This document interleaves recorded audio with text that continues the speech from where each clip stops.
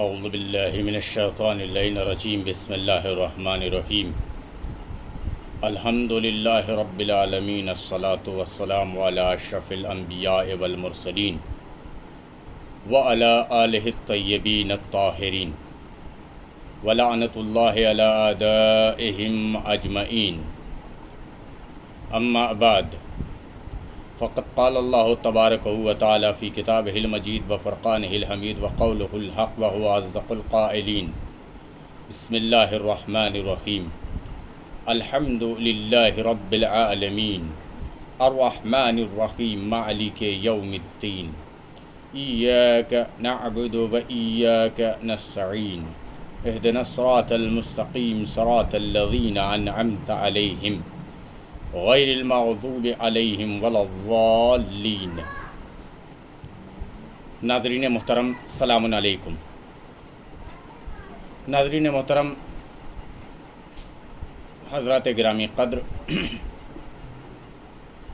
میں نے کسی سبب اور کسی وجہ سے آج کے اس درس کے عنوان سے سورہ حمد کی تلاوت فرمائی ہے، کیونکہ ہمارا سلسلہ جو جاری و ساری ہے وہ نماز کے سلسلے سے ہے۔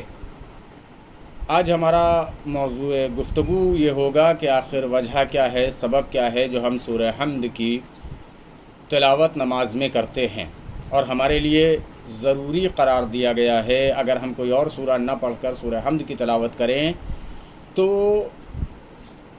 بہت ضروری ہے، بلکہ واجب ہے کہ سورہ حمد کی تلاوت کی جائے۔ کوئی اور سورہ ہم نماز میں نہیں پڑھ سکتے، الا نماز باطل ہو جائے گی۔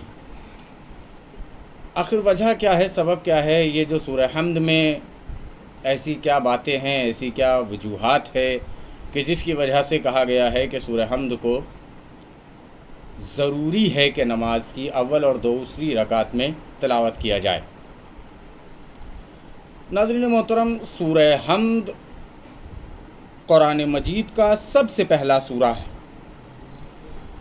جس کے مختلف اسماء ہیں، جیسے سورہ فاتحہ، سورہ حمد، سورہ ام الکتاب اور سورہ سبع مثانی، جن ناموں سے اس سورہ کو تعبیر کیا گیا۔ اپنے اختصار کے باوجود اسلام کے پورے نظام تربیت کا حامل ہے، جہاں عقائد و اعمال، دنیا و آخرت، عبد و معبود، نیک و بد، ہدایت یافتہ اور گمراہ جیسے تمام موضوعات کی طرف اشارہ کیا گیا۔ سورہ حمد میں تمام موضوعات کی طرف اشارہ کیا گیا، اور اس طرح 7 آیتوں میں، اس سورہ حمد کی 7 آیتوں میں مکمل قرآن کو سمیٹ دیا گیا ہے۔ اللہ اکبر، توجہ کریں کہ مکمل قرآن کو اس سورہ حمد میں سمیٹ دیا گیا۔ کیا فرماتا ہے سورہ حمد؟ کہہ رہے ہیں ابتدا نام خدا اور تذکرہ رحم و کرم سے ہوتی ہے، جیسے ہم کہتے ہیں بسم اللہ الرحمن الرحیم الحمد للہ رب العالمین، اس کے بعد الرحمن الرحیم، جو بندہ ناتواں کا سب سے بڑا سہارا ہے۔ یقیناً ہمارا سب سے بڑا سہارا کیا ہے؟ خداوند کریم ہے، اور جس کے بغیر دنیا کا کوئی کام انجام نہیں پا سکتا۔ وہ سہارا ہے ہمارا خدا کہ جس کی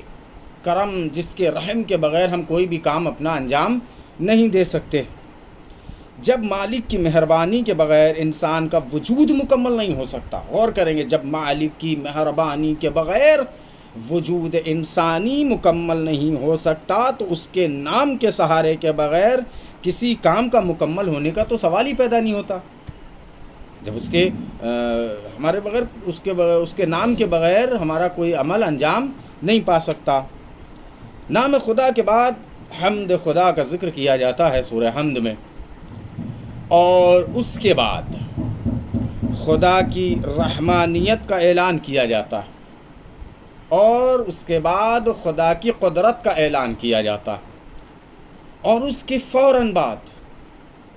ہم اپنے معبود حقیقی کی بارگاہ میں، توجہ کریں گے ناظرین محترم، میں کیا عرض کرنے کی کوشش کر رہا ہوں، ہم اپنے معبود حقیقی کی بارگاہ میں اس بات کا اعتراف کرتے ہیں کہ میرے معبود، میرے خالق، میرے رازق، مجھے پیدا کرنے والے، مجھے زندگی دینے والے، مجھے دیکھنے کے لیے یہ نور بخشنے والے، مجھے سننے کے لیے کان بخشنے والے، مجھے بولنے کے لیے زبان بخشنے والے، ہم اعتراف کرتے ہیں ایاک نعبد و ایاک نستعین، اور اے میرے معبود کیونکہ ہم صرف تیری ہی عبادت کرتے ہیں لہٰذا صرف اور صرف تجھ سے ہی مدد چاہتے ہیں۔ توجہ کیجیے گا، بہت ہی مختصر گفتگو انشاءاللہ آج کی رہے گی۔ ہم صرف اور صرف تیری ہی عبادت کرتے ہیں اور صرف تجھ سے ہی مدد چاہتے ہیں،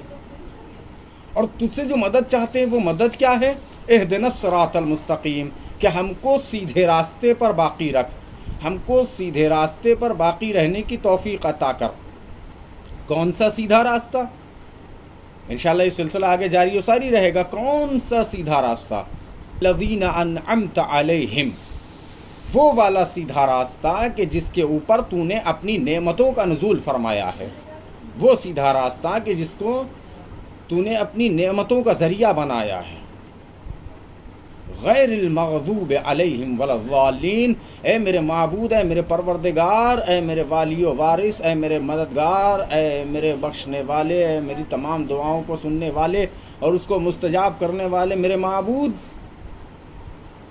ہم کو ایسے کے راستے پہ ہرگز مت چلانا جو گمراہوں کا راستہ ہے، اور اس راستے پر ہرگز مت چلانا جس کے اوپر تو نے اپنے عذاب نازل فرمایا ہے، جس کے اوپر تیرا قہر نازل ہوا ہے میرے معبود، ہرگز اس راستے پر مجھے نہ چلانا۔ تو ناظرین محترم، آخر کلام میں آپ کی سماعتوں کے حوالے میں یہ عرض کرنا چاہتا ہوں کہ اس لیے سورہ حمد کو نماز میں واجب قرار دیا گیا ہے پڑھنے کے لیے، کہ سورہ حمد میں خدا کی حمد و ثنا کیسے کی جائے یہ بھی بیان کیا گیا ہے، اپنی حاجات کو خدا کی بارگاہ میں کیسے پیش کیا جائے اس بات کا بھی بیان کیا گیا ہے، خدا کی رحمانیت اور خدا کی قدرت کا اقرار کرنے کا اصلی طریقہ کیا ہے یہ بھی سورہ حمد میں بیان کیا گیا ہے، اور خدا کے سامنے اپنی کیا حیثیت ہے اس بارے میں بھی قرآن سورہ حمد میں مکمل طور پر بیان کیا گیا ہے، تاکہ اس سے ہمارے اندر خضوع و خشوع پیدا ہو جائے، اور تمام عبادتوں میں سب سے اہم ترین اور سب سے افضل ترین جو مرحلہ ہے وہ خضوع و خشوع کا ہے، وہ اخلاص کا ہے۔ ہمارے اندر اس بات کا غرور و تکبر نہیں ہونا چاہیے کہ اللہ نے ہم کو اشرف المخلوقات بنایا تو ہماری عظمت بہت زیادہ بلند ہے۔ عزیزان محترم، ہم اپنے معبود کے